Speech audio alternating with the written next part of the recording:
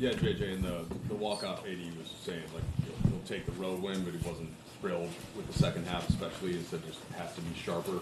Assume you shared that sentiment. What did you see from kind of the first half to the second half tonight? Well, I'll say our team in that first half probably played our best half of basketball, and it wasn't mistake free. I mean, I think you could make a legitimate case. We should have had 83. We had 2 outlet passes, one that was at Dalton's ankles, another one that went over LeBron's head. That's 4 points. And then, Dalton's charge. There were 2 guys wide open. We talked about that at halftime. It's like as good as we can play offensively. You watched the Charlotte game the other night. They got down big on the road, and they kept playing, and they turned that into a 138, 133 game. I think in the NBA, when you get a big lead, your focus can wane on the defensive end, and I thought that's what happened tonight. But you also have to give them a lot of credit. They play really hard. They just keep playing, and I think for our team, all of that movement and driving and movement and driving, like it was tough for us to guard the other day with Cleveland, and it was tough for us to guard tonight. We'll certainly try to get better and clean some things up.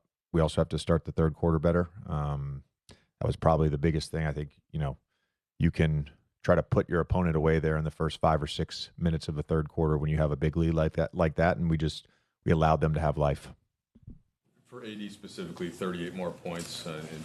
He's every night. It's been like that. And you talked about this a lot going into the season, but did you anticipate, this level of efficient scoring and the totals being up? I did. What? Yeah, I did. And it's funny tonight. We ran a few things for him, but it wasn't like we featured him. I think it's a testament to how we envision our offense. The ball is going to find the best players. We can certainly put guys in certain positions within our alignments and within our system to exploit their skills. But, the ball is going to find AD if we play the way we want to play. And then, we always look for opportunities to just feature him with a set call. Pre-game, we heard a conversation with D'Lo and Max about D'Lo trying to create a backdoor layup for him right away when he first got in the game.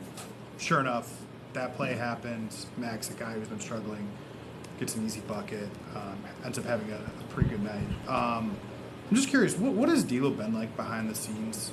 He's not the most vocal leader of all time, but things like that. Have you noticed stuff like that from him as he's tried to find his way in this offense?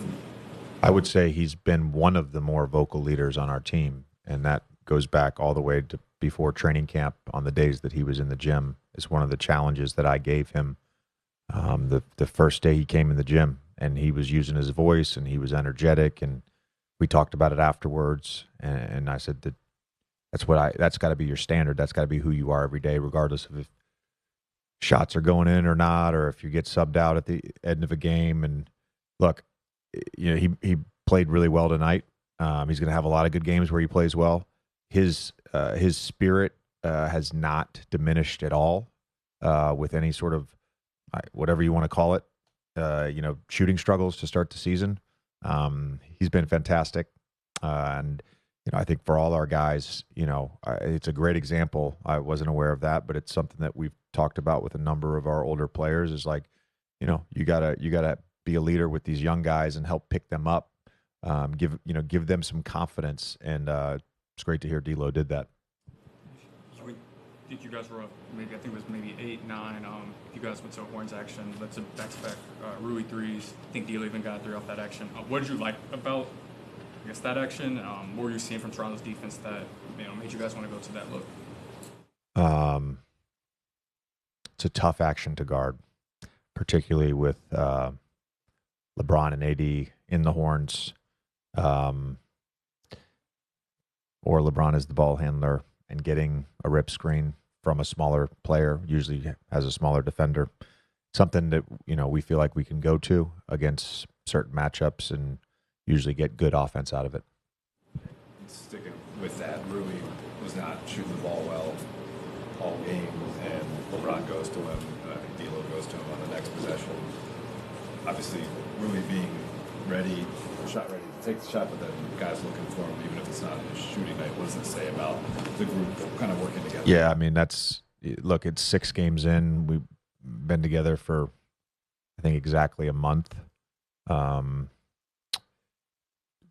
One of the things we talked about pregame was trust. It's one of our core values as a team, and there's many ways you can sort of define that.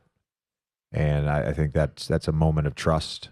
Those guys, Rui has played his he's played great, but he's earned their trust, and it was a cool moment, and for Rui as well, just to have the confidence, no hesitation to take those shots despite an off shooting night for him.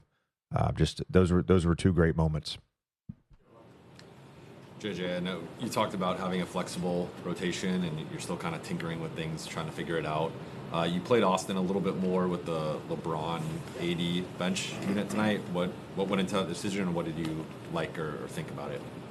Yeah, some of it I think was trying to get the ball in D'Lo's hands a little bit more as a creator with AD. And then the flip side of that with AR and LeBron, those guys have a really good chemistry and play really well together, and super smart players. And I felt like that group at times in the previous 5 games have been a little unorganized, and we felt like that could get us organized. First half, it was phenomenal. I mean, the way the 2 rotations went, and we'll obviously look and see what we could have done better in the second half. We've spoken a lot about how what you're doing offensively can open up things for AD within system, but I'm curious what you saw early for LeBron within system, the opportunities that you guys created for him. How is he finding those? What did you see, I guess, on that front? Yeah, we were very intentional within sort of the interchangeable parts about putting him and a little bit of directing. Not that he and the rest of the guys can't figure it out, but sometimes, particularly after makes in the early offense, we're still sort of finding our way in terms of recognizing where guys are and how we can then initiate an action to get them in a good spot. We're working through that. We're going to be really good, hopefully by game 20, game 25, but we provided a little bit of direction early on to get guys in the right spots. And, obviously, LeBron was phenomenal as he usually is, both as a screener, off the ball, on the ball.